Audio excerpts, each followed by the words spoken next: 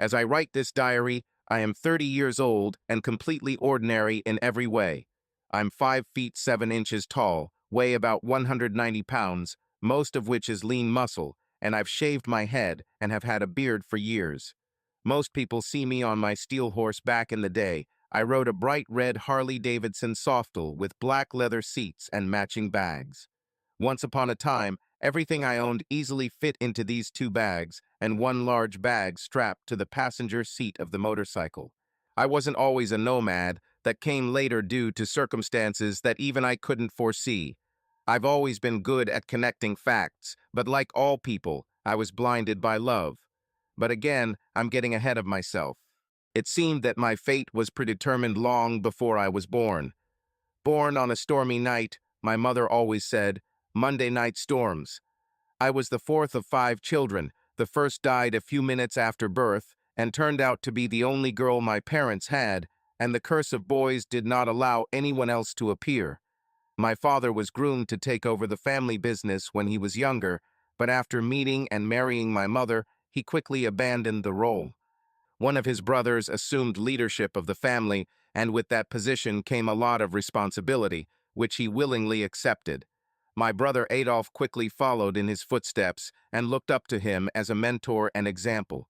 Many people in our city knew our name and our reputation both for incredible cruelty and for unshakable honor.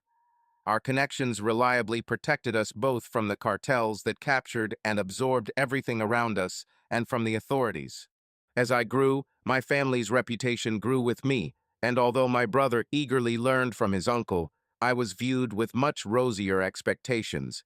While my brother continued to make a name for himself, my uncle began to take me under his wing and teach me the more logistical aspects of our business.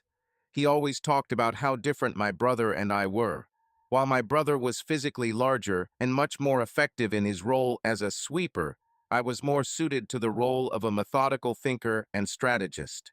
My uncle believed that if I learned his trade from my brother, I could become a more effective cleaner, but my true talents were best applied in the day-to-day running of the business. According to him, my brother completely agreed with this. Suffice it to say that after a few years, this bloody veil began to consume me.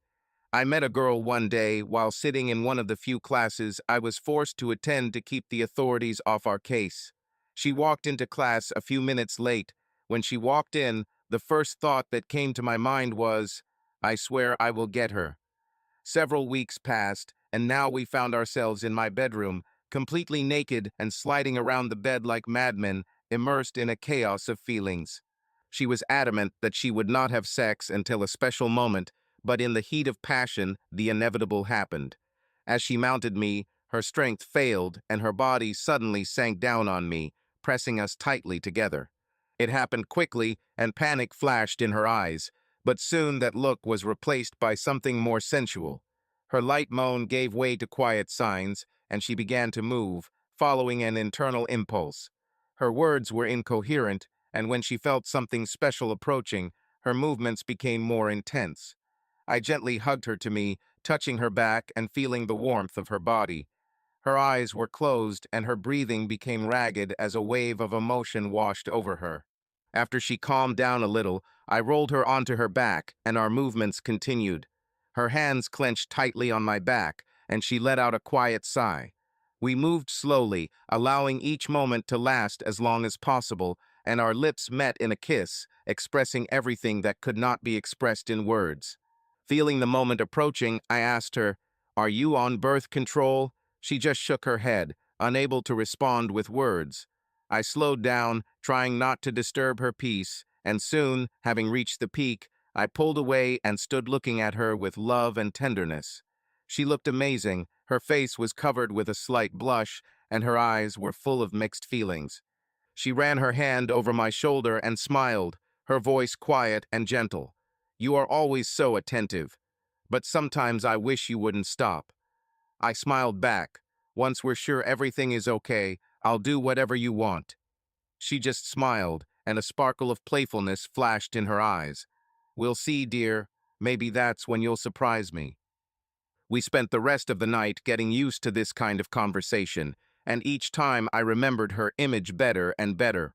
But, as always, I was born into a storm.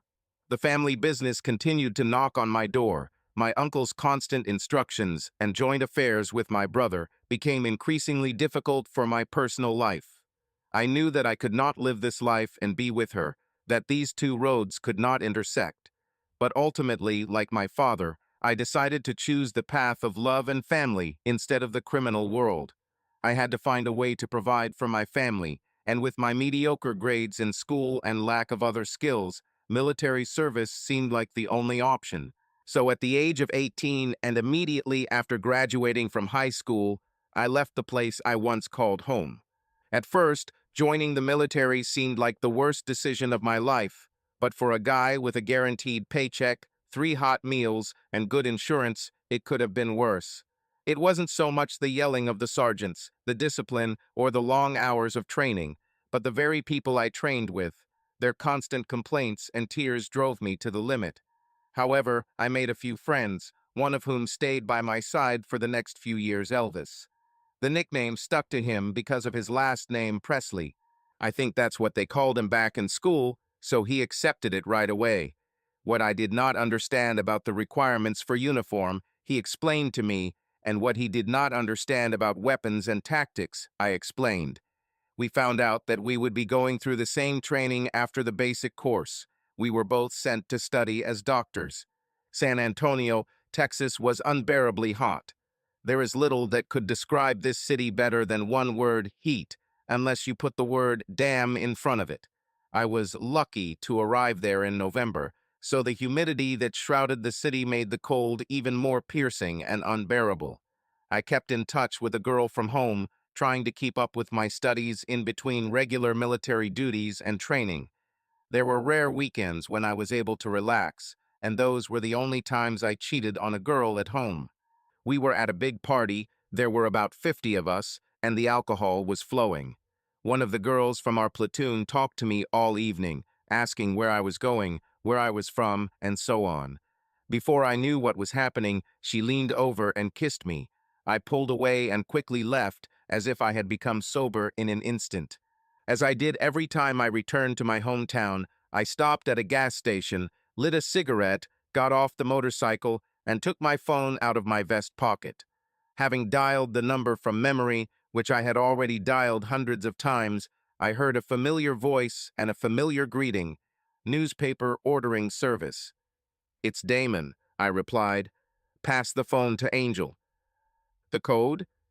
"Pass the phone to my damn brother," I said in a soft voice, as if I was ordering food from a takeout window, clearly pushing the person on the other end out of their comfort zone.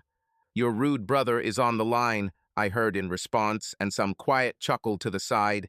He could use some manners. I heard a familiar laugh as the phone was passed to my brother. "Brother," he said, "you know you don't have to call before heading back to town. You've more than paid off your debt, Junior. You can always come and go as you please." After finishing my cigarette, I let him hear me laugh. "Yes, but you didn't pay." Having lit a second cigarette, I continued, "I'll be in the city for 3 days. I'll visit my mom and dad, my relatives. I'll stay with my girlfriend. I'll call when I leave." I turned off the phone and got back on the bike, waiting for that same call that always came. "Bro," said the familiar voice again, "I think we need to sit down and talk, dot the I's." "I don't care about your problems at all, Angel," I replied sharply. "As always, just don't meddle in my life, and I won't meddle in yours. If you're going to visit Mom and Dad, let them know in advance so I can leave. Anything else?" "You're incredibly stubborn," he said, clearly irritated. "Stay away from the lower and western part of the city. This is a dangerous place for us right now." "I'm not one of you," I replied. "At least not one of you anymore. And you know that's where she lives, so I'll be there. If there are problems, I will sort it out myself. I don't need your damn babysitters. Before you try to be a big brother and try to fix your relationship in some twisted way, remember what I said before. I don't want anything from you, and I don't want to see a shadow of either of you." I hung up, burned the second cigarette almost to the filter, went to the toilet at a roadside parking lot, and then continued on my way. This road was one of my favorites. Usually at this time of night, it was calm here, and if I drove along the highway, it led me straight to her apartment. After spending the night there, I planned to visit my parents while she socialized with friends. Then we were supposed to go to dinner and spend the night together. We saw each other so rarely that I held on at least for these meetings. Her military service often took her to field training, and my government job kept me busy. Angie was patient, and I understood her stress because, frankly, I went through it myself several years ago. Our connection was built on both friendship and love. With a smile on my face, I started the engine and headed towards her house. Dude, I desperately told the answering machine after the third call went unanswered. I did something fucking stupid. I need to talk to you. I know you have her now, so I need to talk to you first and then to her. I basically cheated on her. Long story, call me back. After that kiss, I felt terrible. She knew I had someone, but she went for it anyway. Incredible. I apparently fell asleep, but when I woke up and looked at the phone, there were no missed calls. I packed my things and went to have breakfast before returning to post, when suddenly the phone rang. I could see from the ID that this was the one person I least wanted to talk to. But, as always, fate decided otherwise. "This is true," she said through tears. "Did you really cheat on me?" "Yes," I answered reservedly. "Last night a woman kissed me." "Is that all you did?" she asked with concern in her voice. "Yes, and I'm sorry," I replied regretfully. I immediately left and went to bed. "No," she answered, panic evident in her voice. "Oh God, no. What's happened?" "Marco, let me hear your message last night," she replied. And I did something. "What the hell have you done?" I asked, although I already knew the answer to this question. "I slept with someone." Exam after exam, I tried to occupy my mind so as not to think about the fact that my beloved girl slept with some guy while she was visiting our mutual close friend. My brain screamed that I just needed to leave, but my heart knocked me out of the rut over and over again. I was soon to graduate and go to skydiving school, nothing like a heavy heart when you learn to fall from 10,000 feet. Anne and I continued to communicate, although not as freely as before when our relationship was at its peak. But as soon as she told me the news, I decided to drown the pain in as many available women as possible. In terms of study, it was not difficult. The first person I ended up in bed with was the same girl who kissed me and caused this whole nightmare. Her name was Harper. She was a little older than me, with a killer body thanks to her years in volleyball. Our intimacy had nothing to do with tenderness. Everything happened roughly, violently, animalistically, and she enjoyed every second. After the call, she was the first person I met, and all she had to do to seduce me was simply ask what happened to me, noticing the pain in my eyes. I pulled her in for a kiss, she took me to the hotel room where she was staying, and without any tenderness I tore her thin tank top and pink panties that gave her the appearance of modesty. Throwing her onto the bed, I barely had time to take off my shoes and watched as she pulled down my jeans and boxers. I was already ready, and as soon as the door of the room closed, I was already having sex with her. It's hard to explain this feeling. Her body was far from the most familiar I had ever been with, but it suited me perfectly.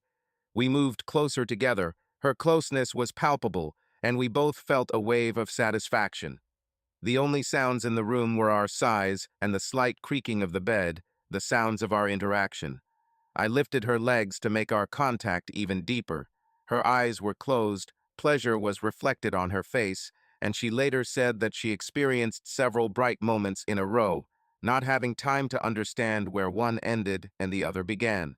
I continued to move, immersing myself in my feelings to drown out the pain. As she turned over, her movements became more instinctive, showing readiness and trust.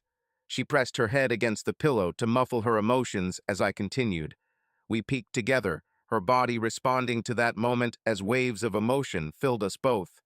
When it was all over, she tiredly sank onto the bed, and silence hung in the room, broken only by her heavy sighs. It was only then that I noticed that her roommate had been with us all night, quietly watching what was happening. Our eyes met as I got dressed and headed out of the room. I miraculously survived the questions of the taxi driver, whom I called every time I went into the city.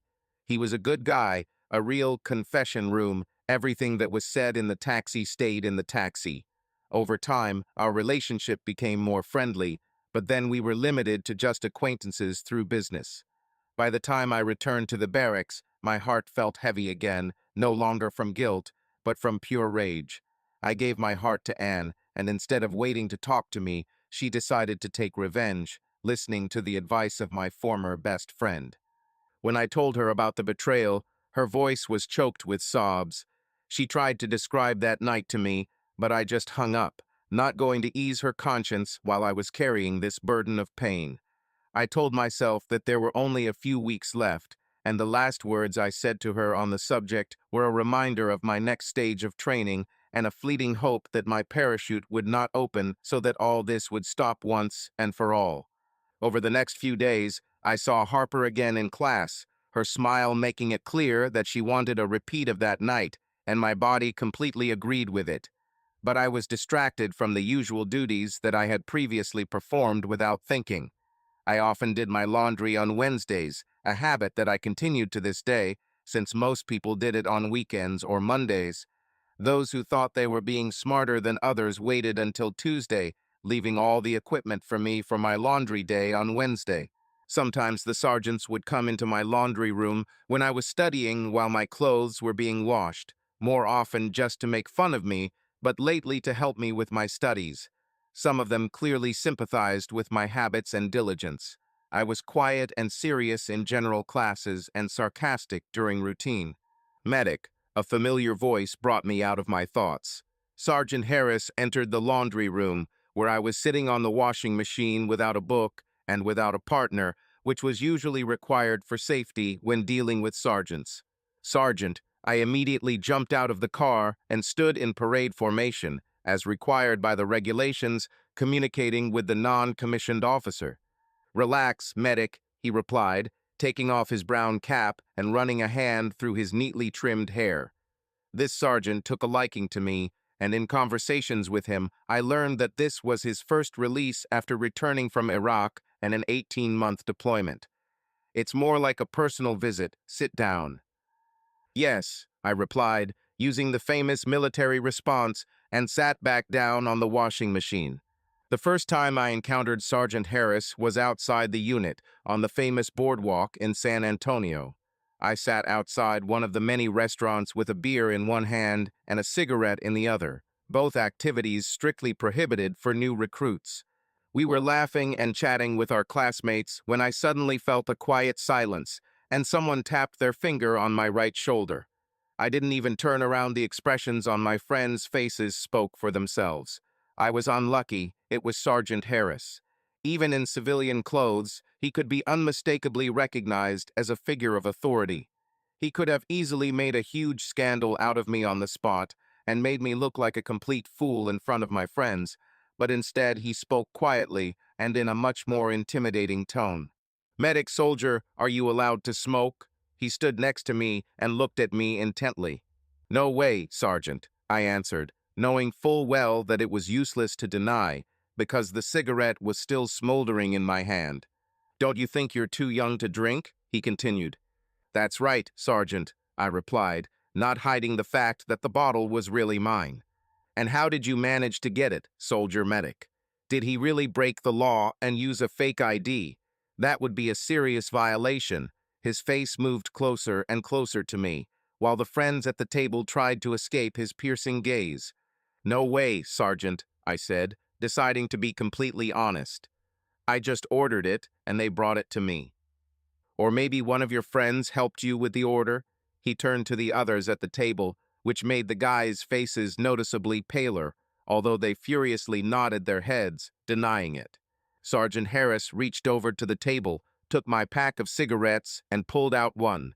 Taking a lighter out of his pocket, he lit a cigarette, looked at me, and, leaving, said, "Continue, medical soldiers." Of course, when I returned to post after the weekend, the sergeant made sure to remove all the alcohol and nicotine from my body through a lot of physical exercise. He always laughed at my complaints and often repeated that my honesty deprived him of the pleasure of complete punishment. But after that incident, a special trust arose between us. "You look distracted, medic," he said, leaning on the dryer opposite me. "You don't look like yourself. We sergeants see you coming in every Wednesday with a laundry bag in one hand and a textbook in the other. This time, Sergeant Anderson noticed that you didn't have the book with you. Plus, your latest test scores are lower than usual. Do you want to tell me what's going on?" "Just personal problems, Sergeant," I replied, avoiding his gaze and staring at the floor, tormented by my thoughts. "Well, that's obvious," he remarked with a knowing tone. "You hardly call." And then I noticed that Harper was looking at you with a certain look in his eyes. I think it's not just a "I want you" look, but rather a "I want you again" look. And you don't give the impression of a person who jumps at every opportunity that comes along. He looked at me with the care of a mentor, trying to support me. "So whatever it is, it obviously affects you as a soldier." I looked at it and laid out the whole story: how I met Anne, how she admitted to sleeping with someone after my mistake. He listened in silence, nodding with understanding without interrupting while I spoke. "Did you ask her for details?" he asked when I finished, telling him about how I, in a fit of anger and pain, spent the night with Harper. She tried to say it was my ex-best friend's neighbor. Apparently, she was so heartbroken that he locked himself in his room, and she went to bed on the sofa when the guy approached her. "It took him less than 10 minutes to get what took me months," I replied bitterly, looking at the floor as if the answer could be found somewhere on the tiles. "I just hung up and haven't spoken to her much since then. She leaves me messages, writes, but I rarely listen to them and just delete the text messages." Sergeant Harris looked at me carefully, and I felt myself feel better just by speaking out. I wasn't usually a person who shared secrets, especially with another man, but this gave me some incredible relief. "Did you know that some of us sergeants served with me on one of the last missions?" he said unexpectedly, as if switching to another topic. "Some were lucky with shorter sentences, some stayed 15 months, others, like me, all 18. But—" he suddenly fell silent, as if searching for words. "But there are 4 of us who have much more similar traits." He looked at his hand, and only now did I notice a slight mark from the wedding ring. Mine lasted the longest before she felt lonely, but within 3 months she had a new boyfriend who drove my truck around to the shops, while I was damn busy dodging RPGs and bullets. "Damn," was all I could say. At that moment, I understood perfectly what he was talking about. I knew that I wouldn't be able to live if I found out the details, and I knew even more firmly that I couldn't live with this cheater. Anger suddenly broke through his usually professional tone. I was lucky that we didn't have children. But for some guys, things were much worse. Their divorces were much worse. Of course, even my family took her side at first. His voice almost drowned in anger. But when the truth came out, they decided to stay away from it. "Does it get easier over time?" My voice trembled, betraying the pain that I had previously tried to hide. "No," he said gloomily, "but distance helps.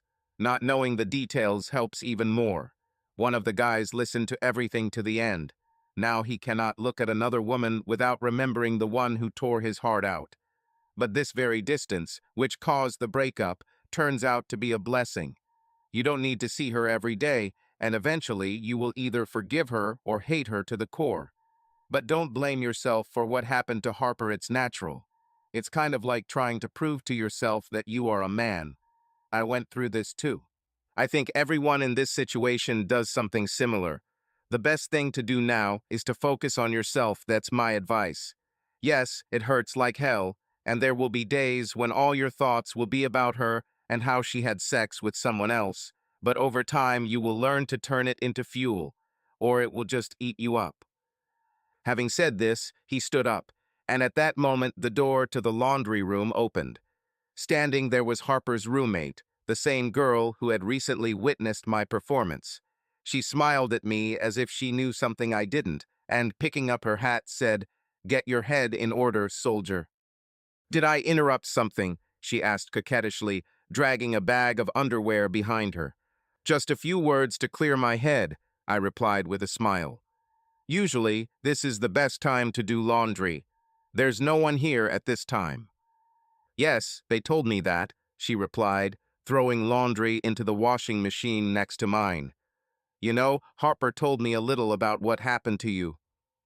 Is it true? I wondered what else Harper could tell me after what she had already seen.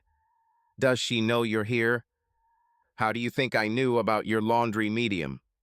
She took off her t-shirt, revealing a black sports bra, barely hidden by a black t-shirt. She pulled down her sweatpants, revealing tiny shorts that were clearly paired with her tank top. Before I could say anything, she pulled me to her by the back of my head and kissed me. While she kissed me greedily, I tried to stop her. This is somehow strange. I slept with your neighbor. Her lips interrupted me again, and her hand penetrated my shorts. That's why I'm here. She whispered between kisses and sighs. She doesn't care, I just want some of what you gave her the other day. Her hand began to pull down my shorts. She kissed my neck and shoulders, moving lower. Her hand gently held me while she touched my lips, as if leaving a tender kiss. She looked up at me, smiled, and moved even closer to me. Her warm breath filled me with a sense of calm. Her touch gave me moments of bliss. She stood up, easily moved her shorts to the side, and pressed herself against me, allowing us to become one. Her movements were smooth and confident. She completely surrendered to the moment. Our lips connected again, her soft moans and sighs mixing with the kisses we exchanged, making this moment even more intimate. I carefully picked her up and carried her to the laundry table, using our bags as a makeshift bed. As I slowly began to move, I felt her eyes closing, and she was completely immersed in this sensation. She hugged me tightly, her hands sliding along my back, while she tried to hold on to this flow of pleasure. I continued to maintain her rhythm while she enjoyed the moment, as if losing herself in it. Several minutes passed before she, breathing heavily, whispered to me that she needed a little rest. I stopped, watching with satisfaction her relaxed face and slight smile. She pulled me closer, giving me another tender kiss, her eyes shining with happiness and peace. I carefully stepped out of her embrace, watching as she pulled on her shorts and straightened her clothes. She sighed slightly and smiled at me, as if pleased with this moment. There is still a lot of time until graduation and many more moments like this ahead, she said, struggling to her feet, but still with a joyful smile on her face. I answered her with a smile, letting her know that I completely agreed. I quickly adjusted my shorts and, without feeling one bit of guilt or regret, helped her stay on her feet. Her bright smile made me kiss her again, and when we broke our embrace, she slowly walked towards the door, her smile never fading. "Oh my God," she muttered, staggering. "I've never been so satisfied before, even my ears are still ringing." She turned around and gave me another kiss. "Thank you so much," she said, heading out of the laundry room. And without even allowing me to say a word, she added, looking over her shoulder at the washing machine with her clothes, "I'll come back for this later."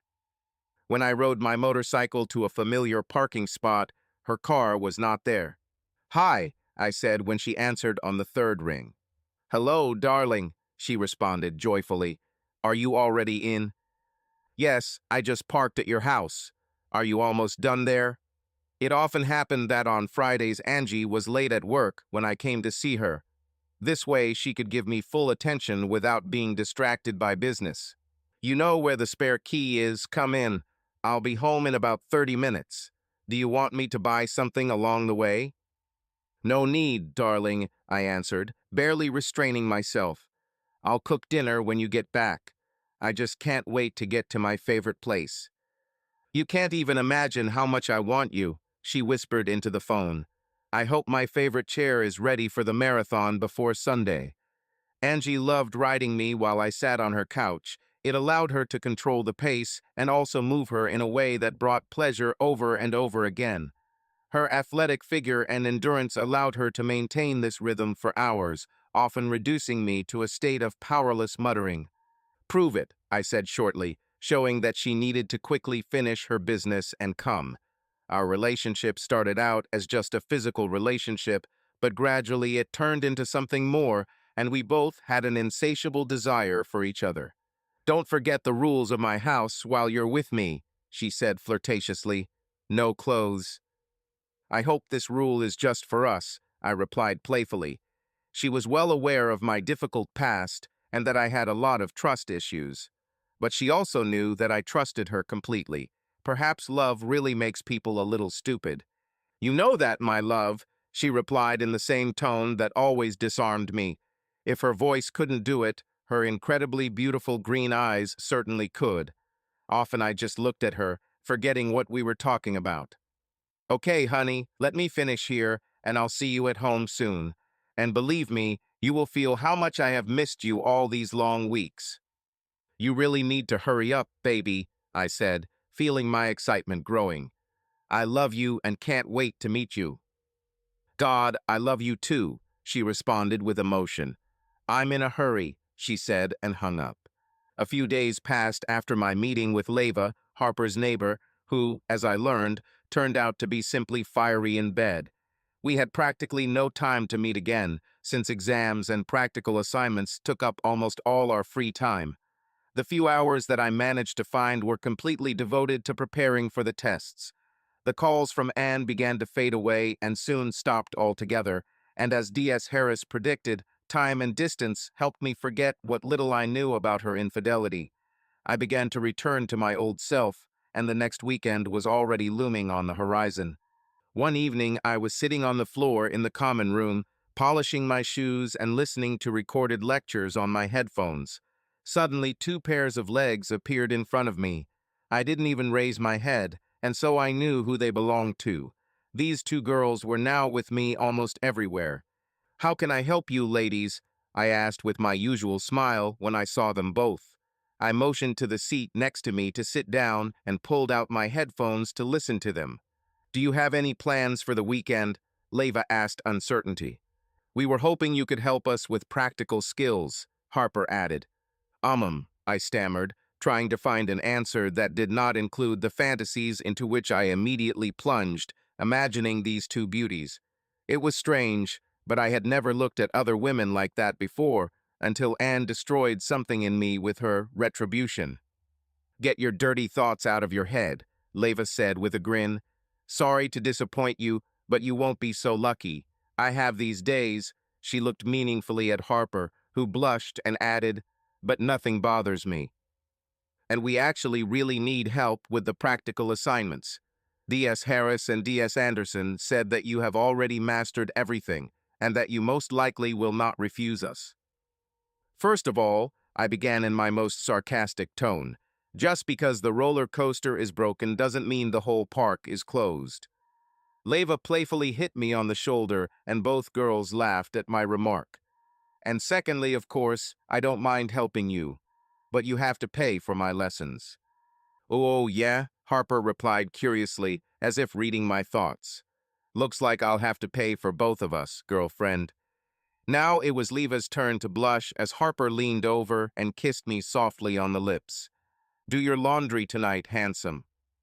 When they left, chatting cheerfully, it took me a long time to come to my senses and close my mouth in surprise. While I waited for Angie to get off work, I looked out over the parking lot from her balcony. Years of experience had made me cautious, or, as she said, simply paranoid. Sometimes I really wanted to tell her about everything I kept behind closed doors of memory about what happened when I wore the uniform and after I took it off. After making sure there was nothing suspicious around, I went into her kitchen to prepare one of her favorite dishes and quietly turned on some music on my phone to fill the silence in the apartment with something from my playlist. My taste in music is varied. I listen to everything that can evoke emotions in me, which is why I often get surprised looks and requests to share the playlist. Once upon a time, even the sound of a car engine made me rush to the window with a weapon at the ready and mentally plot an escape plan for any place where I was. Even now, when I found myself in Angie's apartment, my hand involuntarily reached for the missing weapon. She forbade me to keep it with her, and this was quite reasonable. Only once did we have to deal with my brother's employees. They approached me respectfully and asked if they could join our table.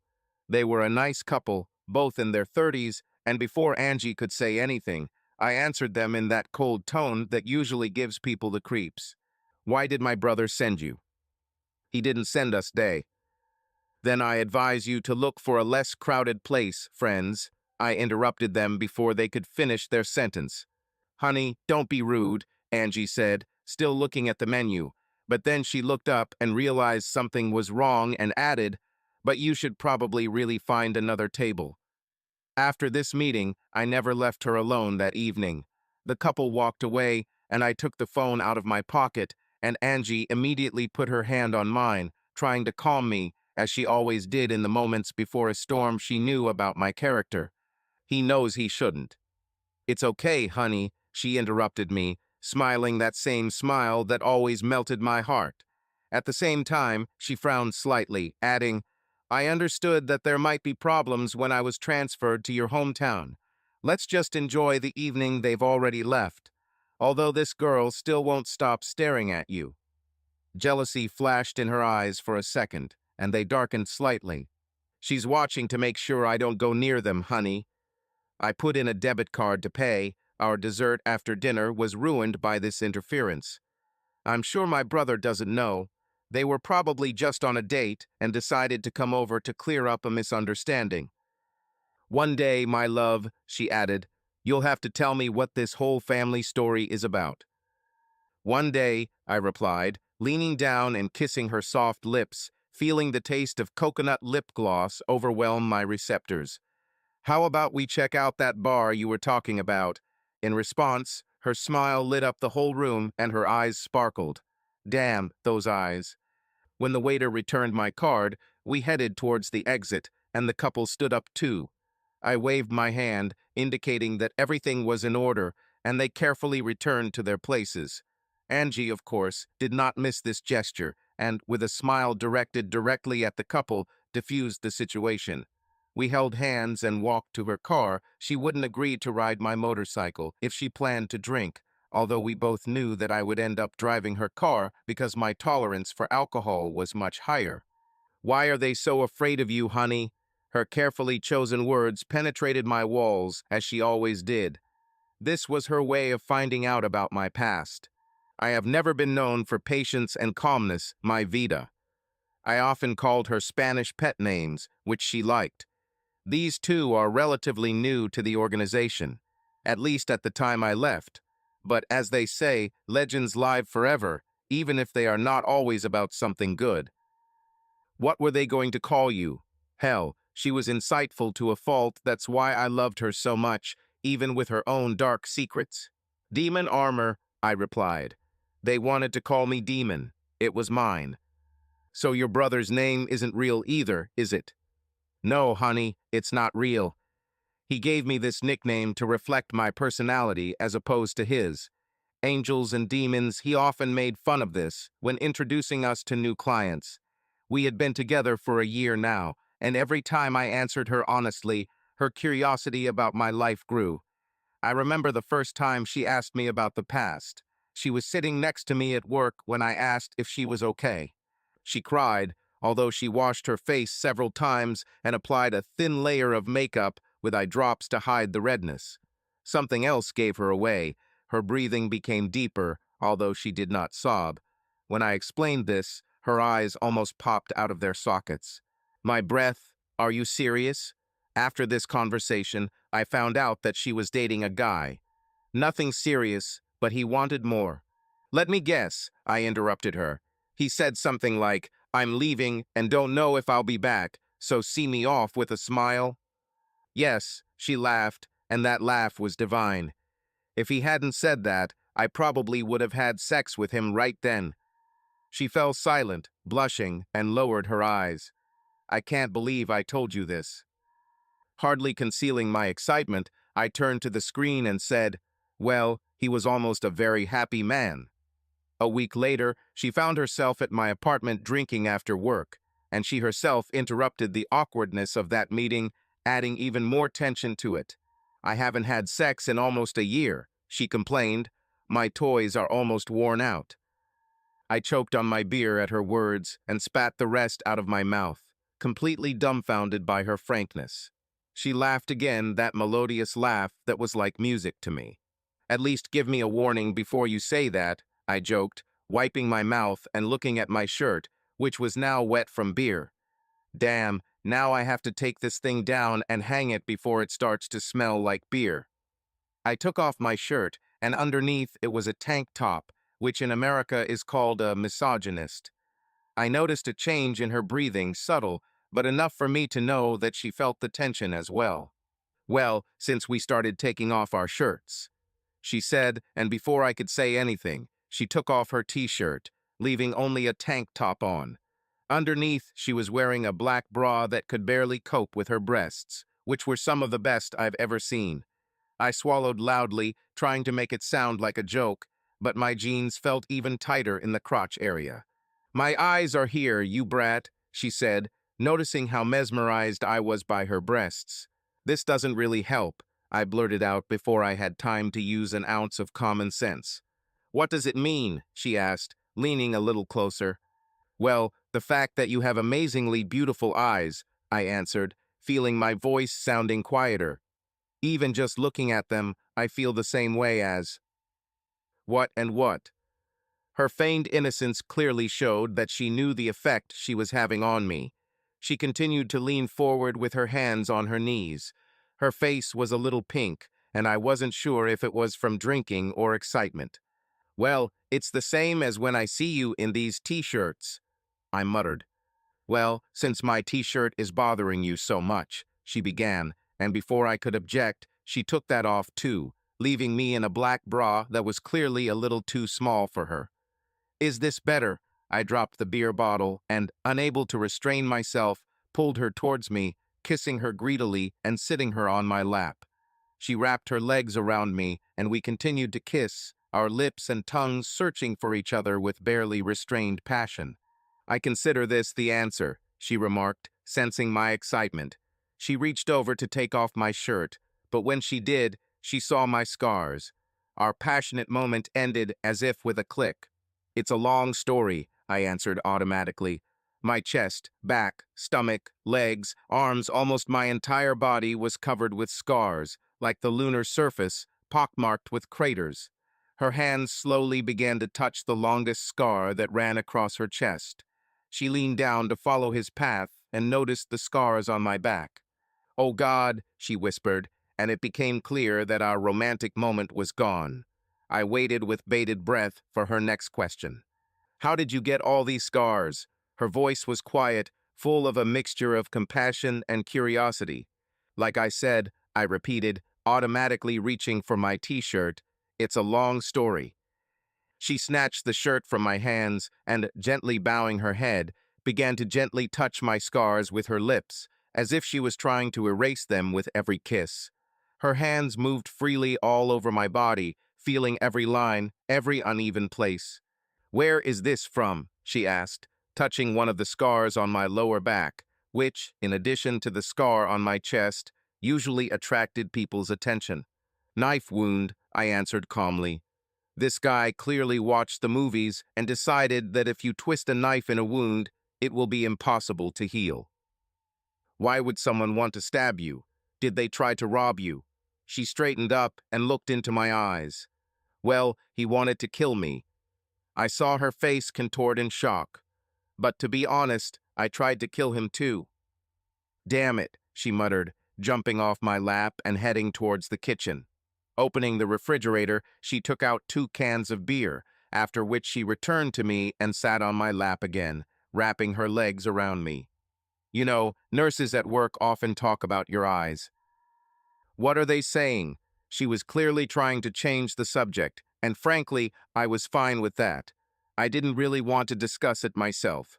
"Well," she began, stretching like a cat, "many people say that you have deep eyes in which there is so much pain and suffering. It's a strange balance between all the wonderful and terrible things. It's as if your eyes have seen too much, too soon, and now they are always looking somewhere into the distance. But when you look at someone," she took a sip of beer, "one of the nurses said that when you look at me, it's like everything around you ceases to exist. It's as if I am your whole world, and you look at me with your piercing brown eyes, which change color depending on your mood. It's just breathtaking, and I love it. Glad you like my eyes, I replied and took a sip from my can before she continued. But now, when you started talking about that guy who tried to kill you, there was some kind of emptiness in your eyes, and I just wanted to hug you. She moved closer and hugged me, adding, "If you want to tell me, I'll listen to you." There's not much to tell, my dear. This happened in Fallujah in 2004 during the siege. Our group was sent to help contract soldiers who were trapped in a building under heavy fire from small arms and grenade launchers. While our sniper tracked targets, we tried to break through enemy lines to get to them. After about half an hour of fighting, we entered the building and found two wounded contract soldiers. I began to provide first aid. One of them was wounded in the side and had trouble breathing. The other was wounded in the leg and had a broken bone. When I passed the nest with the rebels, one of them stood up. He was pretending to be dead. The bastard stabbed me in the back, but my medical bag softened the blow and prevented him from landing a full blow. We were a strike team and didn't have time to get fully equipped, so I didn't have any body armor. As soon as I felt the knife go in, I turned around and elbowed him in the face. When he fell, I took out my Beretta and shot him 3 times.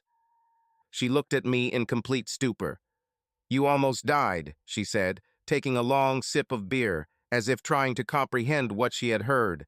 "You killed a man, and you talk about it as if it was something completely ordinary." "Well, it wasn't the first time I was on the verge of death," I replied, immediately regretting my words. She looked at me with her mouth open in surprise. "Your life could be used as a movie."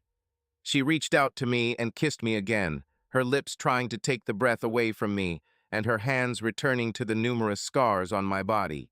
My hands began to stroke her back, which caused a soft moan from her lips. I moved closer to her neck, gently biting her skin as my fingers reached the clasp of her bra. Years of training had helped me perfect the skill of undoing those damn clasps with one hand, and when the bra loosened, she reached up to take it off. I stopped her hands, returning them to me, and began to remove the straps myself, barely touching her skin with my fingertips, continuing to kiss her neck. Her skin broke out in goosebumps as her bra fell to the floor. "You seem to have a lot of experience in this matter," she said as I nibbled on her earlobe. "I don't even know whether to ask or just enjoy." "Just enjoy," I whispered in her ear. My hands slid over her body again, slowly approaching her breasts. I heard her breathing become ragged. She dug her nails lightly into my skin, just enough to scratch but not leave a mark. "This is just amazing," she whispered, breathless. "Your hands are so rough, but so gentle." Her breathing was interrupted again when my fingers reached the waistband of her jeans. With one hand, I undid the button on her jeans and gently helped her to her feet. "Let's go," I said quietly, and she, stepping out of her clothes, allowed me to lead her to the bedroom. Right next to the bed, I kissed her again passionately, our tongues intertwined in single combat before I suddenly threw her onto the bed. Her hands instantly reached up, as if she was trying to grab onto an invisible rope, pulling me towards her. I quickly got rid of my pants and boxers to keep up with her nakedness and slowly lowered myself on top of her. "Please take care of me," she whispered in shaky breaths as I continued to kiss her neck. My lips carefully began to make their way to her shoulders, and with each touch I felt her breathing become more and more rapid. I deliberately avoided the places she expected, as if playing, kissing her skin with soft touches until she tried to say something, but her words remained on the tip of her tongue. I felt her tense slightly, and at that moment I hugged her tighter, as if wanting to remember every movement of her body, every reaction. Her body shook, and I noticed how her breathing became rapid and uneven, as if she could not fully control her sensations.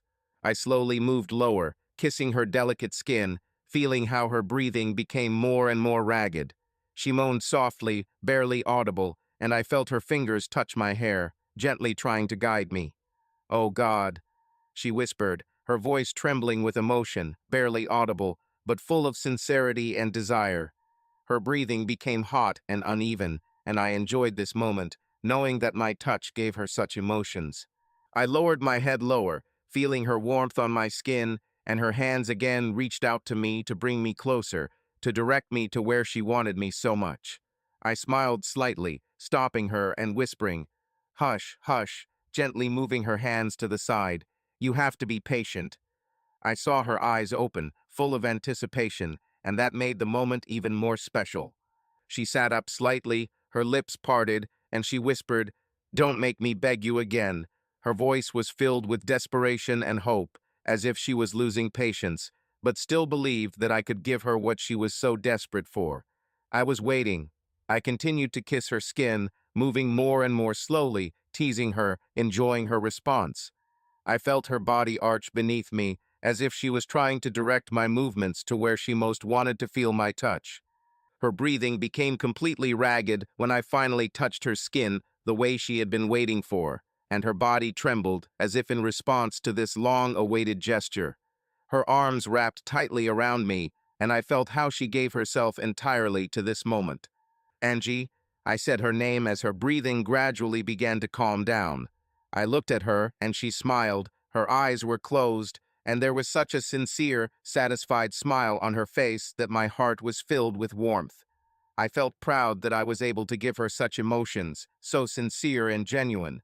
I carefully covered her with the blanket, leaned down, and gently kissed the top of her head, watching as her breathing gradually became calmer and more measured. I put on shorts and went outside to enjoy the cool night. The stars twinkled in the sky, and a light breeze blew from the south, bringing fresh, invigorating air. I wanted to stretch out this moment so that we could enjoy each other again and again, so that every minute of this night would remain in our memory forever.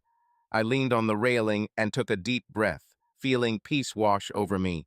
These moments were something special for both of us, and I wanted them to last as long as possible. Of course, we never decided to do the laundry. Harper didn't even try to pretend that she had come for this. She appeared in sportswear, and as soon as she crossed the threshold, she hugged me with such passion that I immediately realized that she had completely different plans. I smiled to myself, feeling how her energy captured me completely, leaving no chance to think about anything else. We were close, and her touches were full of desire and tenderness, making me forget about everything in the world. She looked at me with such eyes, full of thirst and sincerity, that I simply could not resist. I felt her hand touch my cheek, and at that moment I forgot about everything, about all my worries, about what awaits me tomorrow. All that mattered was what was happening here and now. "You're incredible," Harper said, and her words sent a new wave of sensations through me. I looked at her, and in her eyes there was that same sincerity that I loved so much. Everything that happened between us was full of real, genuine emotions, and this made every moment even more valuable. We were absorbed in each other, completely surrendering to every moment, and it seemed that the whole world around us had disappeared, leaving only the two of us. The moments were filled with emotions, and I realized that these feelings would stay with me for a long time. We were together, and that was the main thing what I wanted to preserve and cherish in my memory. Everything that happened between us was more than just passion. It was something deeper, something that cannot be described in words. All I knew was that I didn't want it to ever end. I waited a few minutes to give Harper enough time to go to her dorm before I headed out of the laundry room myself. But an icy voice stopped me. "I see things are getting better for you, soldier medic." "That's right, Sergeant," I responded, standing at attention as I saw Sergeant Harris emerge from the shadows with a lit cigarette in his hands. "I'm on duty tonight," he said, noticing my glance at the cigarette, "and this night will be even longer if I keep finding people like you in the laundry room." He took out a pack of cigarettes and offered me one. "I owed you one." I took it and enjoyed the minty taste as the first breath of smoke filled my lungs. "Thank you, Sergeant," I replied. "And yes, things are really looking up." "Is she still calling you?" He was, of course, referring to Anne, my ex-girlfriend who cheated on me. He supported me when I became depressed and, along with Sergeant Anderson, kept an eye on me. I knew that the three of us were connected by something more than just a military background. We had all experienced betrayal by people who assured us of their love.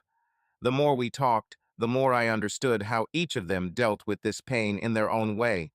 Sergeant Harris became distrustful and suspicious, like me, and Sergeant Anderson became simply cynical and overly critical.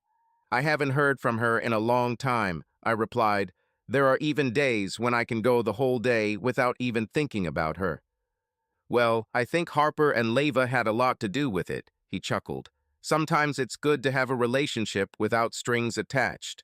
The best way to get over one woman is to get over another. That's what my father said." His grin turned into a short laugh. "I don't know about no strings attached," I started. "It's actually kind of weird. It's like they're just passing me around, like they're competing to see who can offer me the most. And I certainly don't mind being used as a toy, but this dynamic of theirs is special." "Brother," he said, putting out his cigarette, "you're the first guy I've ever heard complaining that two women are so crazy about him that they're willing to share him." He shook his head, grinning. "Now get your stupid head back to the barracks. Roll call in 15 minutes. The rest of the week, filled with exams, turned out to be extremely stressful. Interactions with Leva and Harper became less easy. They exchanged meaningful glances and whispered, sometimes flaring up over little things. But after each conflict, we immediately made up. We secretly hugged or gently held hands. It was almost as if our relationship was developing in some special, triple dynamic. And yet, somewhere in the depths of my mind, I realized that soon after graduation we would be separated. I was a few weeks away from graduating, and I already had a contract to train with Airborne training. This meant that if I completed the course without injury, my next destination would be Fort Benning in Georgia. And of course, this added its own complexities.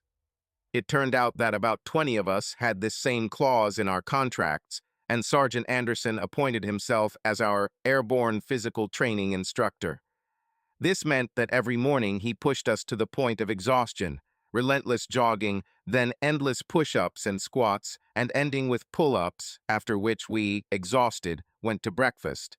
I was already looking forward to the weekend when Sergeant Harris entered our compartment. "Sergeant on the floor," someone shouted, showing respect and warning those who might be doing something inappropriate. "You," he said, pointing at me, "and you," pointing at Elvis, "are with me now." "What have you done again?"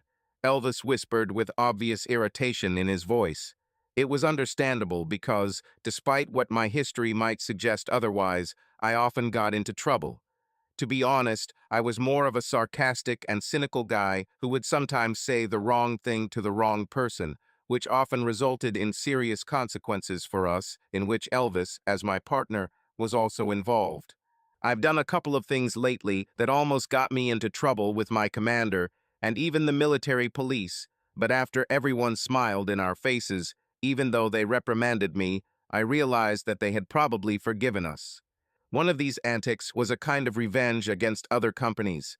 There is a long-standing tradition between units to steal each other's banners, and this time it was our turn to lose the banner. Of course, it was us who were punished for this unfortunate event, and we, like any offended group of people, decided to get back by stealing the banners from all the other companies in order to restore justice. The next morning, when we went out to form, each company, except ours, discovered that they had two banners. Ours was never found. I swore I saw the staff sergeant nearly have a nervous breakdown as his left. I twitched visibly before he launched into one of the most graphic tirades I've ever heard. But in the evening, an even more violent scene awaited us. What caused the second tirade? Realizing that stealing the banners from everyone's mouths and leaving them in plain sight was in itself a daring act, we still decided to go even further. When it became known who had taken our banner, his company tried to protect itself by locking up its banner after the first theft. Then we returned to another old tradition, dating back almost to Roman times, to capture a sleeping guard. We crept up to their post about 2 o'clock in the morning and found one of their night watches fast asleep. It all took less than a minute. We taped him to a chair, taped his mouth, and quickly rolled him towards us. The process of lowering him from the second floor turned out to be even longer than the capture itself. During the morning formation, the senior sergeant gave an even more furious speech than the day before. We faced lengthy physical punishment, as well as several military police cars in our barracks. Now, looking back at that time, I understand how risky it was. At the time, of course, I didn't realize the seriousness of the consequences and how lucky I was. My adventurous streak seemed to earn me some points from management for my efforts and otherwise exemplary behavior. At least officially, I wasn't a real offender. Instead of serious consequences, I received only an administrative punishment, additional duties, and, of course, a reputation in our circles. Sergeant Harris probably laughed the loudest at my punishments, but that eventually passed. Now I was called back to him, and, judging by Elvis's irritated face, he didn't like the fact that we were probably in trouble this time too. "Dude," I began as we walked toward the office, "I've been really trying to stay out of trouble lately. I have no idea what we're even talking about." "Relax, assholes," responded Sergeant Harris. "You're not in trouble this time. The senior sergeant wants to talk to you about something else." "Well, that doesn't make the situation any easier," I muttered, feeling my nervous tension growing. "Listen here," the sergeant added seriously, turning to us. "Elvis, what will be said in the office is quite personal, so keep your mouth shut. You never gave me any reason to think otherwise. That's why I chose you." He looked at me before continuing. "You just stay calm. I think I've never seen a senior sergeant take anything so seriously." "You're not helping me at all," I responded, now more worried than annoyed. This was all starting to sound worse and worse. My sarcasm was a means of self-defense, and my cynicism served as a shield, but now these defenses seemed insufficient. We reached the office in silence, and I felt an unpleasant chill in my stomach.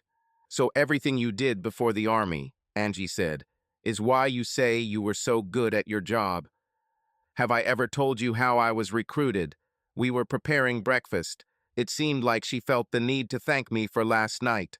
I'm not a particularly picky eater, so as long as I have a strong cup of black coffee, I can eat almost anything. No, I really know very little about you. You always answer questions, but every time there is some kind of tension when I ask you something. And when someone asks you, she was cooking bacon in a frying pan and waffles were heating up in the toaster. I didn't even remember when I bought these waffles, so I was a little afraid of how they would taste. I used to be in the ROT program." She looked at me with a raised eyebrow. "I have never hidden my contempt for the officers in the Army. ROT is a program that helps people interested in joining the service take a shortcut to becoming an officer. It was the only subject, besides physical education, that gave me the necessary credits. Ironically, I was expelled because I was not fit for the military, as the instructors kept saying. Oh, I can imagine how they are biting their elbows now, can't they?" She laughed her melodious laugh, and at that very moment I literally lost my head over her. Her eyes sparkled, and those green eyes, which were already clear, made my world less empty. "Well, one of them committed suicide because he knocked up a student," I said, "but that's just a rumor. That's how it happens, you know." She laughed again, and I thought it was too early to feel that way because of this woman. In general, during one of the mandatory trips, we gained access to weapons. I performed well and was told that I would be on the shooting team, or whatever it was called back then. Army, Marine, and Navy recruiters were there to observe and select the best. "Were you so stupid that you gave up the fleet?" She laughed again. "I always joked about sailors, nothing personal, just the usual jokes among the military. Damn sailors with their many forms and shiny decks. And then one day there was a riot at my school. I was a high school student, so I didn't really care what they were complaining about, but it got the school closed. I was literally wandering around the school when they announced that I needed to go to class or the gym. I decided to go to the gym, but on the way there a damn SWAT team came up to me and started combing the area. I took out a cigarette and lit it. I knew she didn't like my bad habits, but I wasn't going to quit anytime soon. Those bastards just walked in, aimed a shotgun at me, and shot me." "You are sure?" she said with difficulty through laughter. "Are you sure you didn't tell them one of your usual phrases that immediately pisses off the authorities?" "Honestly," I said almost in defense, "I was just walking, and they shot me." Then another SWAT idiot walked up while I was rolling around in pain and pepper sprayed my face, just to be sure. "Oh, this is just fucking funny," she said, taking a sip from her cup of coffee. She added cream and 3 tablespoons of sugar, diluting the taste of coffee beyond recognition. "So," I said, a slight venom in my voice, "I was lying there, trying to catch my breath. My face was burning, my hands were handcuffed. We, the criminals, were taken out in front of the school and forced to our knees. An army recruiter walked by, saw me, and looked as if he was thinking, 'What the hell?' I took a drag from my cigarette and took a sip of coffee. I explained to him what I was doing. He talked to one of the officers. They let me go, and I went my way. All I told him was where to sign, and that's it." "So," she began in a tone that I already recognized as sarcasm, "if a fleet recruiter were in your place." "Shut your mouth," I said and kissed her. Basically, he asked what I wanted to do. I said I wanted to help people. He then asked if I wanted to earn extra money and suggested I become a paratrooper. So after graduating from high school, the patriot who was afraid of heights jumped out of a plane for his life. "You're crazy," she said and kissed me again. "It looks like the waffles are going to spoil soon, so we definitely need to eat them. And then we still have things to do from last night." "I don't understand," I said, addressing no one in particular. "I need to go," Harper said, without looking up from the ground. "After my father's death, I have to take care of my brother. There's no one else. I'm getting a leave of absence for family reasons. But I know everything was going so well. But let's face it, after graduation we would have grown apart, lost touch, and everything we shared would have become just a fond memory for cold nights." Harper looked at Staff Sergeant Harris, who nodded quietly. "Please don't be mad at me." She reached out her hand to touch me. "Why should I be angry with you?" I took her hands and looked at the senior sergeant, knowing that this was a violation of the rules, but he simply turned away. I honestly thought that everything would finally be fine with me, that for the first time in my life, I would be truly happy. "You still have Leva," Harper said. "She cares about you, but I think even she understands that when she returns home, you will have nothing in common. She is a teacher, a reservist, and you are a career military man. The likelihood that your paths will diverge is too great. Will you do me a favor?" "Whatever," I answered quietly. "Please," she said, with tears in her eyes, "learn to forgive. Enjoy your time with Leva, have fun and make memories, but don't make life difficult for her. And for me too." "Yes," I answered. "I hope everything works out for you." I let go of her hands and left the office. Elvis followed me silently. That was the last time I saw Harper. Later I found out that she married someone from her city. Her brother also enlisted, and many years later I held his hand as he died from his wounds after an wide exploded in his convoy near Baghdad. Leva was always next to me, became a constant and desired companion. We talked about Harper often, but over time our conversations gradually shifted toward the inevitable. We would soon graduate and go our separate ways. We spent every free moment together, often meeting at the laundromat during the week and enjoying long weekends. The Army helped me avoid an awkward farewell to Leva. It had been a few weeks since Harper had left, and we had returned from field training when the conversation finally took place. "We need to arrive early for Airborne school," I said, lying in bed with her in the hotel room where we spent our last weekend together. "Sergeant Anderson already told me," she replied. "You will all miss graduation." "Yes, we are leaving on Tuesday. There will be no more laundry, I think," she said with sadness in her voice. We had both already accepted that we would go our separate ways, but that didn't make the separation any easier. "No," I answered. "There will be no more laundry." That Tuesday, several soldiers boarded a bus with certificates indicating that they had met all the requirements to become a medic. It was early in the day, most faces were beaming with smiles, but one face remained impassive. When I looked up the stairs leading to the women's block, I saw her. "You should have given her your number," Elvis said behind me. "I could keep in touch." "No," I answered, waving my hand at her.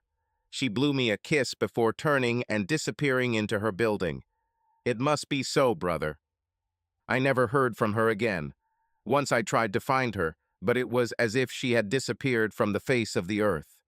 Years later, I could still taste her kisses on my lips, her touch, her warmth next to me. Sometimes I wondered how things might have turned out if we had decided to stay together. Could we have been happy? We were soon loaded onto a plane that took us to Fort Benning, Georgia, the place where boys become men. Goodbye, Leva, I said to myself as the bus started moving. Goodbye, my love. How's the bacon? Angie asked as she stretched out on my couch. She complained that she did not intend to stay overnight, so she did not bring any clothes with her. I pointed to her closet and told her that she could take any of my shirts. Delicious, I replied, taking a drag from my cigarette after eating. Really delicious, I added when I saw her disappointed expression. But I'm ready for dessert, I added with a mischievous twinkle in my voice. Shower first, Angie replied with a wide smile. I need to drop by to get my things. I doubt you'll have feminine accessories here. Except for lotion, alas, no, I answered. She laughed. My passion for unmanly lotions was widely known. My current location was from Bath and Body Works in the baby honeysuckle scent. Yes, it's a strange habit, but I like these smells. I don't wear cologne, so that's the only scent people smell when they approach me. Okay, she answered, leaning towards me. She squeezed me with one hand and pulled me towards her with the other for a passionate kiss. Warm this for me, love. 3 weeks in beautiful Georgia. I wish I could say that, honestly, I would. But these 3 weeks were painful. I'm sure if I had the opportunity to go outside the base, enjoy life in this state, meet the locals, and try the local food, my opinion might change. Sergeant Anderson prepared us physically for what awaited us on day 0 and gave us the best advice I have ever received. Get in second or third in line for the physical test, he said. The first one is often used as an example. The guys after him are evaluated objectively, but the latter ones are checked under a magnifying glass. As soon as they recruit enough people, they will begin to look for the slightest errors in order to weed out the remaining ones. He was right, of course. Of the group that left Fort Sam Houston, only 5 of us made it to day 0. The rest will be promoted to the next group after a week and will have the chance to take the course again. Leva often came to my mind, and when I tried to push these thoughts away, Angie began to worry me. It was strange in the last weeks that I was with Harper and Leva. I never thought about her. But now, as my body was exhausted from the harness training, my mind was trying to make sense of everything I was pushing inside of me. Harness training wasn't as easy as it sounded. We were suspended from a replica parachute system by chains, with our feet hanging 10 feet off the ground. We learned to control the parachute during descent by pulling the lines and directing our body in different directions, pulling the weight towards us. By the time we were lowered down, we were shaking from fatigue. The morning warm-up before these exercises was a real challenge, a so-called smoking session, during which we were pushed to our physical limits, while the instructors taunted us that all the pain would stop if we just stood up. As soon as someone stood up, they were asked to turn in their equipment and go to their next duty station, effectively completing their training. For many, this training was not mandatory, but rather a voluntary challenge. It was funny to see how, after the first one to stand up, others immediately followed. Our course started with 400 people, but by the week of jumping, there were barely 150 left. Not everyone left in the first week. The second week and mandatory runs quickly showed who was not physically ready for the course. A week of training on towers showed us the danger of our profession, if before that the constant shouts of the instructors, black berets, had not yet convinced us. Skydiving did not require any special dexterity. It was more a matter of willpower and preparation. Those who had difficulty training in the harness were selected for work on the towers. The remaining places were taken by those whom the instructors considered close to failure. But as jumping week began, the attitude of the instructors changed. It became more friendly, reflecting the intensity of the upcoming events. No matter what precautions the instructors tried to surround us with, when the moment of the jump came, We were left alone with fate. We fell from the sky, left completely alone. Yes, on the ground they were waiting for us with megaphones, shouting instructions, but in the air everyone was left to their own devices. I was scared, nervous, but I hadn't felt so alive in a long time. As expected, the instructor's speeches became more and more proud with each passing day, moving from words of encouragement to shouts of pride, and we echoed them in complete unity of spirit. "We bring death from heaven," one of them said as we sat on the plane before the last jump, after which we were supposed to receive the wings of parachutists.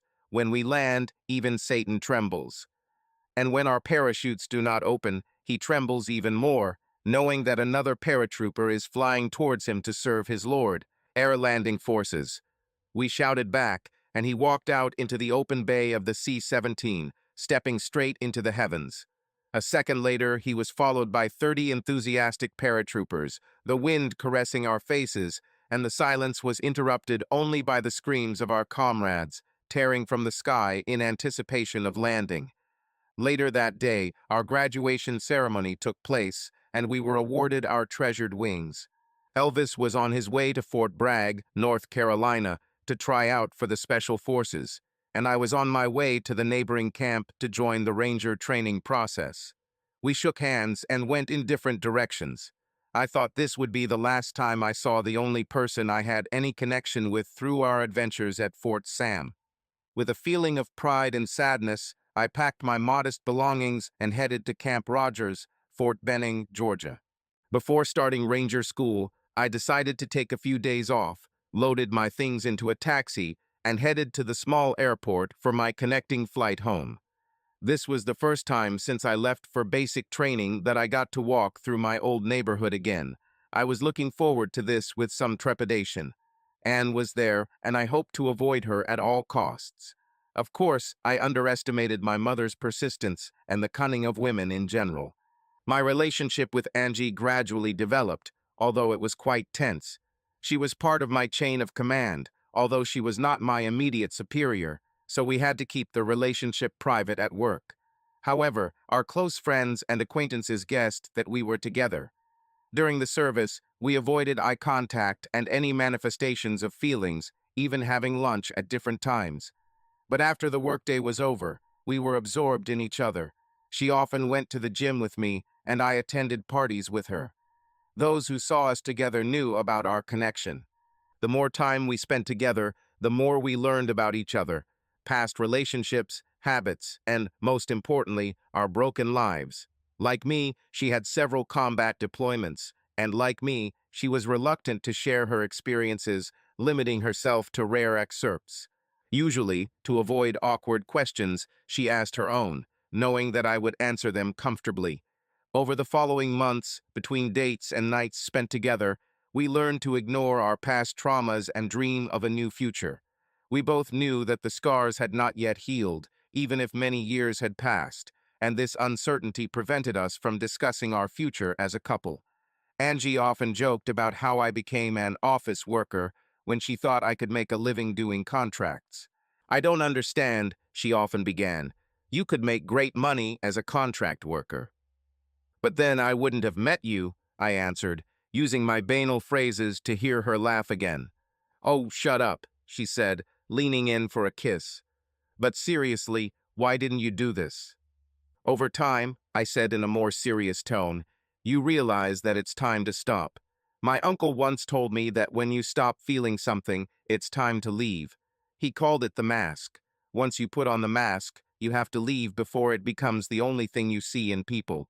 You lose yourself and begin to see others only as resources or threats. They can help you become stronger, or they can destroy you." She listened silently as I spoke, my voice becoming colder than I would have liked. I already wore this mask when I joined the army. By the time I was deciding whether to continue or quit, I had almost forgotten what it was like to be human. I ended up becoming a contract soldier, but stayed in the States to take a break. I helped prepare people who went abroad, some of whom I never saw again. "It's not the same thing." She began, reaching out to me again with the care she showed when she realized she'd gone too far. "No," I replied, "it was the same thing. I was preparing them, and somewhere I made a mistake. They didn't come back because I didn't plan for anything. I looked at her. You know that feeling, right? When it feels like something you didn't do cost you the life of someone close to you. Yes, she answered quietly, and we silently hugged. But dear, it's not the same thing. You did your best, I'm sure. You are not responsible for their mistakes. You are not to blame for what happened. Tears welled up in her eyes, and she hugged me tightly as if I could disappear, and she was the only anchor keeping me grounded. I've always been good at one thing, honey. Shoot bullets at people, I said. When I joined the army, I learned how to patch up these wounds. This simple understanding of chaos helped me find meaning. I became a damn good doctor, but sometimes I felt like the spark had gone out, like a lion in a zoo. So I left, quit my contract job, and found myself a simple 9-to-5 job so I could somehow live until I sorted myself out. What are you trying to figure out? She stopped crying. I think she already foresaw that I would say something banal and was ready for it. I don't know yet. All I know is that I want you to be there when I realize this. She hit me lightly on the arm, but then leaned in for a kiss. Sometimes my banality works to my advantage. I paid the taxi driver who decided to take me to my parents' house and gave him a large tip. I knew that many in his place would refuse to travel so far from the city, so I decided to thank him with money. It was still early morning. I didn't call ahead to surprise my parents. I knew that my father would be at work, and I would have enough time to listen to my mother's gossip until he returned. Everything went almost as I expected. She hugged me, screamed, asked about training, wanted to know everything, but at the same time did not let me say a word. I just laughed while she chatted like a child after eating too much sweets. I asked her for the car keys to pick up my brother from school. He was the only one who knew I was coming. I met him after classes. He was at the Rock, as I once was, and at his request, I came in uniform. He took me to his class and introduced me to his teacher. Of course, you can guess who it was. The teacher looked at me for a long time, trying to remember who I was. I had to remind him who I was because my appearance had changed a lot since I was at school. I used to have shoulder-length hair, as was fashionable among metal fans, but by that time I had a clean-shaven head and face. It was more comfortable for the helmet, especially with the extra padding required for airborne operations and the constant training that awaited me at Ranger School. We had a few laughs, I met a few former teachers, reminisced about some good school moments, and then we headed home. You do understand that she will still tell her that you are back? My brother laughed, knowing how much my mother loved to interfere in our affairs. That was one of the main reasons I never told them I was joining the army until the recruiter came to my house that morning to put me on a plane and send me off to basic training. I told her clearly that I didn't want to see her, I replied, so I hope she doesn't invite her. Brother, he said this in the very tone that I hate, the tone with which you are brought to unpleasant news that you should have known long ago. I hated that tone and have hated it ever since. Do you know that she rents a house in our backyard? First of all, I replied, cursing my mother, it's not a pool house unless it has a damn pool. My anger was misdirected, but the situation was so absurd that I could not help myself. Secondly, why the hell does she even live there? Oh man, he replied, you'll have to find out from them. I'm not going to interfere. Well, mother, I was indignant, entering the house. You just can't help but meddle in other people's affairs, right? You always have to stick your nose into things that don't concern you. My anger was finally in the right direction. Watch your language, she replied. What are you talking about? Don't pretend to be innocent, I said, not even paying attention to how my brother darted into his room. You know perfectly well what I'm talking about. She had nowhere to live. She began in the same tone that I also hated, the tone with which she usually justified her actions, as if she did not understand that she was doing something wrong. She's almost like family, so I let her rent the house. She's not our family, I began, but was immediately interrupted. You've been together for so long, she replied. Forgive me if I think of her as a future daughter-in-law. We are no longer together, mother. I hissed, and you know it. So stop your games and leave us alone. You'll be together again, you'll see, she answered with confidence. I just want her to be there when you finally come to your senses and propose to her. We're having a barbecue tonight, and she's invited. So behave yourself, all your aunts and uncles will be here. I knew full well that by barbecue, my mother meant that I would cook. I also knew that if the family was together, there would be a lot of drinking, and I knew that behave meant that I would have to talk to Anne. You're just a master of intrigue, I said to her, leaving the room. Watch how you talk to your mother, she replied, holding a wooden spoon. I was all too familiar with this spoon, but it no longer filled me with fear. Almost. I'll behave the way she behaves, I replied, going outside, eager to light a cigarette. While I was lighting a cigarette, I was distracted by someone's voice. I told her this would end badly. It was my father. He stood to the side, looking at me. I approached him with a cigarette in my hands. I usually didn't smoke in front of my father out of respect, but this time I was too angry to think about it. You shouldn't smoke, he said when he saw the cigarette. No, I replied, you shouldn't smoke. Didn't the doctor tell you that you need to quit? This was another reason why I avoided smoking around him. He had heart problems, and the doctor insisted that he quit. He was the person from whom I inherited my tenacity in medical matters. I only smoke when I'm really nervous, he replied. And your mother has been beating me up a lot lately. Have you talked to Anne? No, I replied, offering him a cigarette, to which he handed me a beer from the refrigerator next to me. We've never been so close, so it was a short but enjoyable moment. I just arrived. I didn't have time to visit her. Perhaps it's for the best, he said, lighting the offered cigarette. I guess she's at work. Her car isn't here. Son, he began, looking at the ground as if looking for a way to tell me something that was sure to anger me.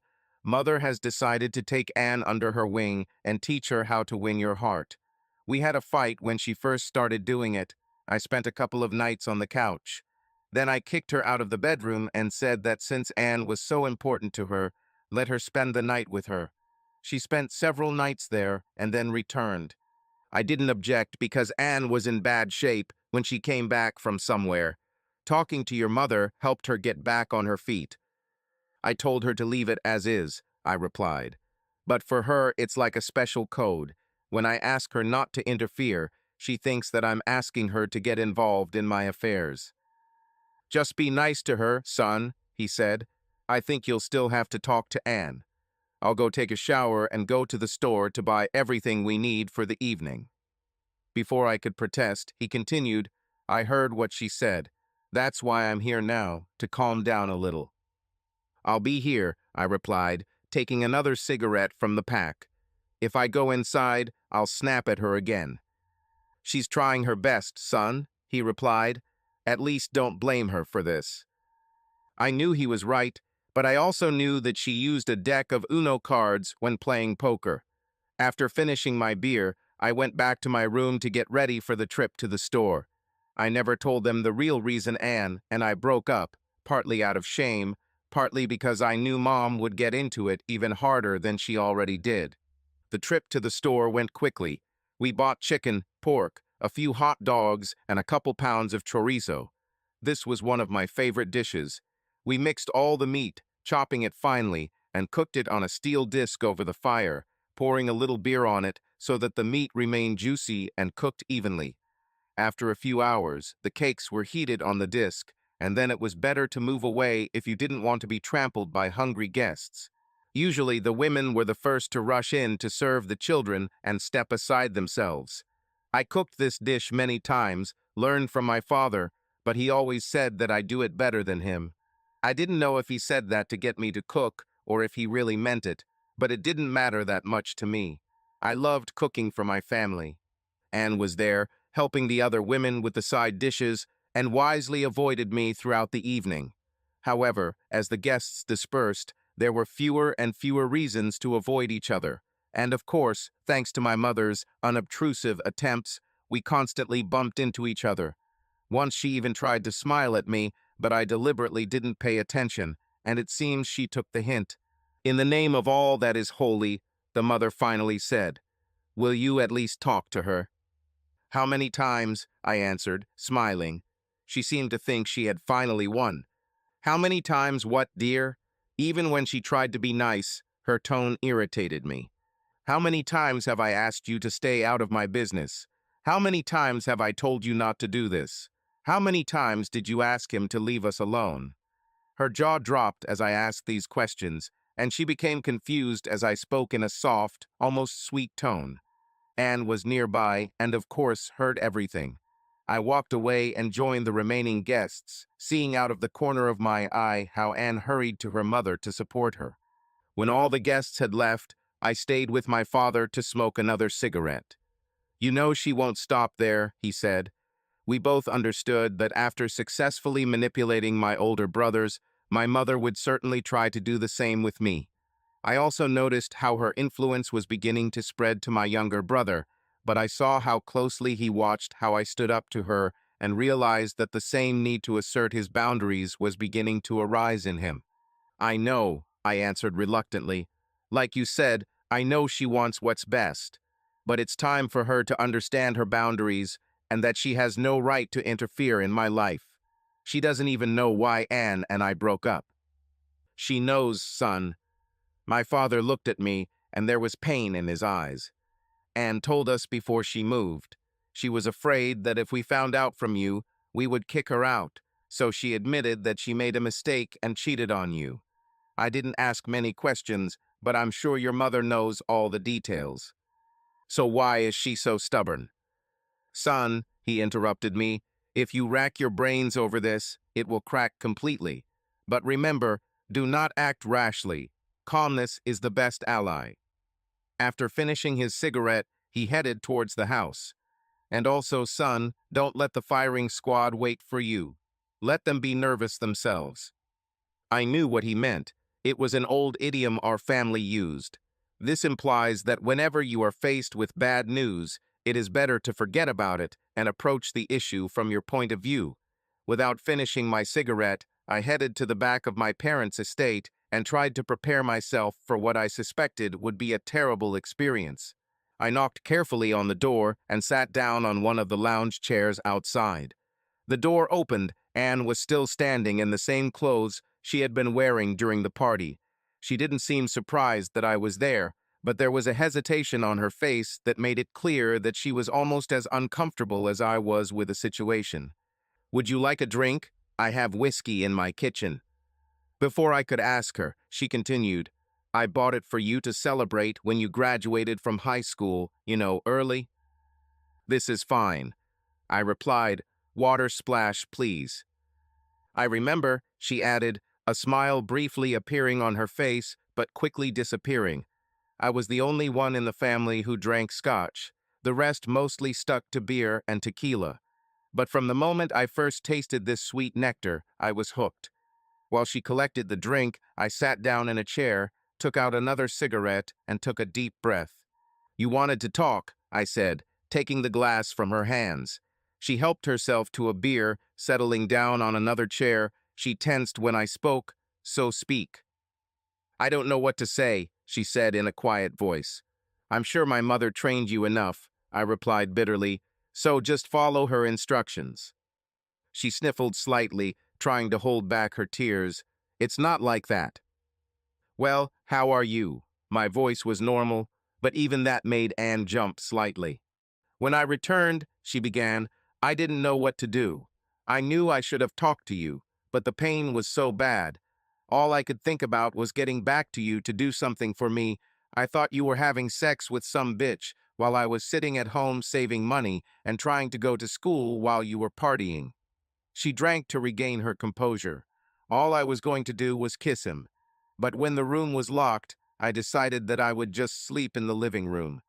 I was crying, I was a mess, and he just kept feeding me, telling me it wasn't my fault. Before I knew it, he lifted my shirt and unclasped my bra. Then, when he touched me, I stopped crying and just focused on my emotions.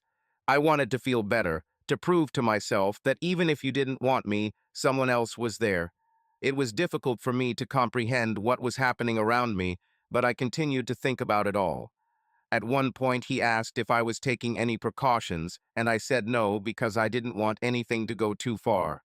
It seemed that this was an even greater betrayal than everything that had happened before.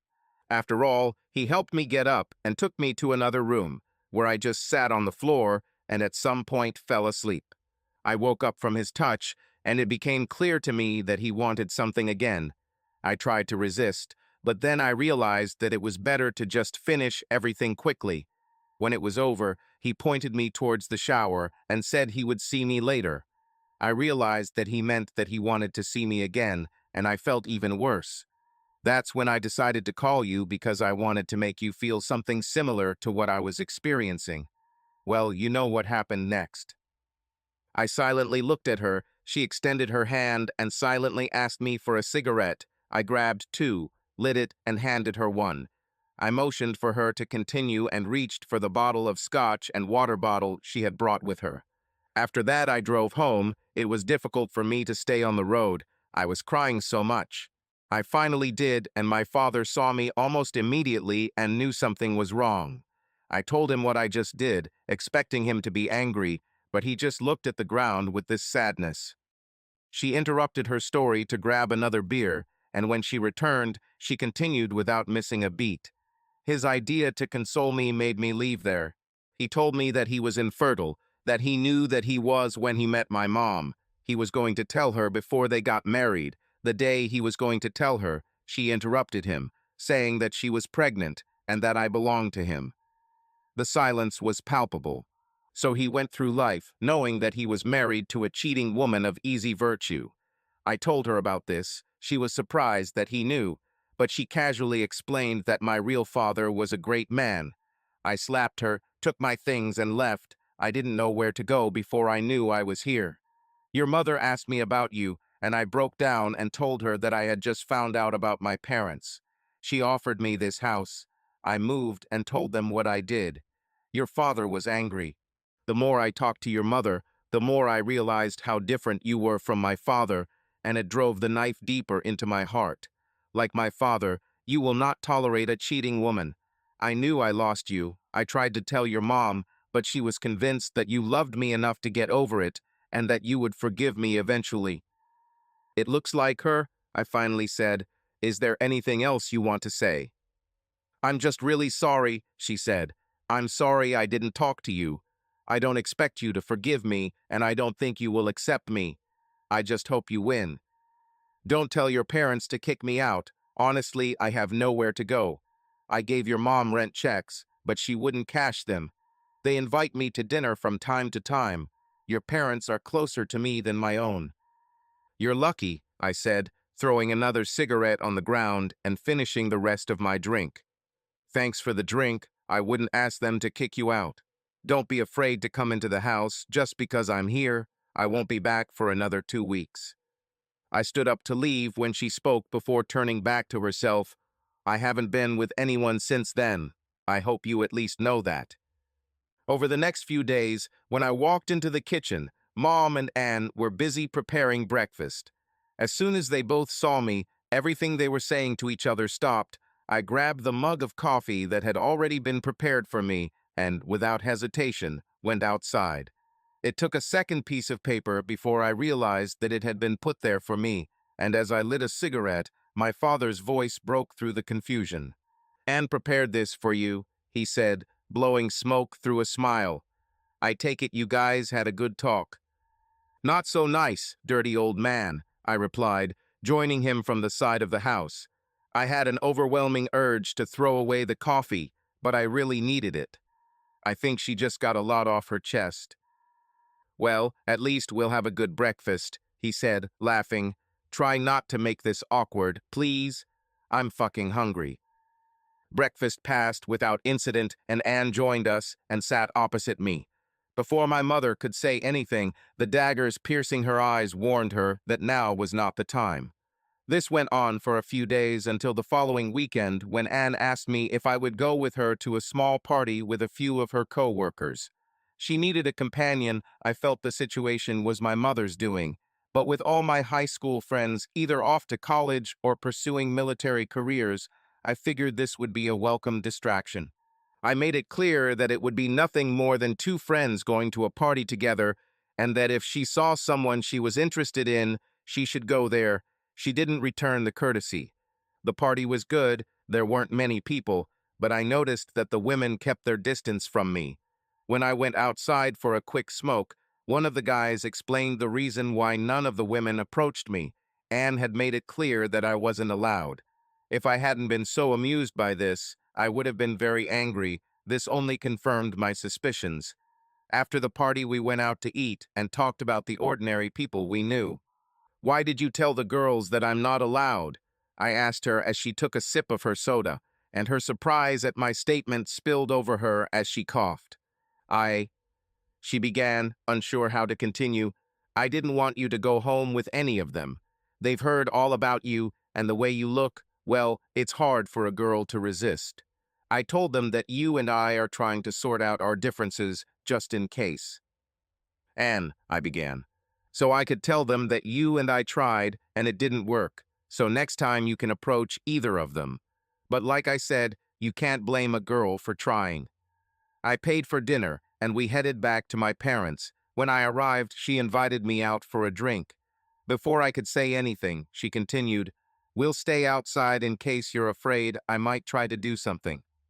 I laughed and agreed. She smiled and rushed inside to grab the rest of the whiskey and water while I sat down. She decided to change into a t-shirt and pajama pants and asked for a cigarette again. We continued small talk until late at night. As I turned to leave, she giggled and gave me a quick hug before heading to her house. Making my way to my parents' house, I realized that all the doors were locked and the house key had been taken out of the key fob. "Damn it," I said, heading back to the expedition. As I tried to get comfortable in the back seat, I was interrupted by a quiet knock on the window. "I have a sofa," Anne said, "and before you say anything, no, I have nothing to do with it. I mentioned to your mother that we were going out tonight. I think she went back to her plans." "Yes, I think so," I replied, the unhappiness clear in my voice. I lit a cigarette, opened the door for her, and she climbed inside, lighting her own cigarette. "Shouldn't we roll down the windows?" "She hates the smell of smoke," I replied. "This should show her." We both laughed, and I pretended not to notice when she leaned back and rested on my shoulder. She pretended not to notice when I leaned over and kissed her. I know there was a face looking out of the bedroom window that pretended not to notice us entering Anne's house. Was this a mistake? Oh, yes. Was I thinking clearly? Nope.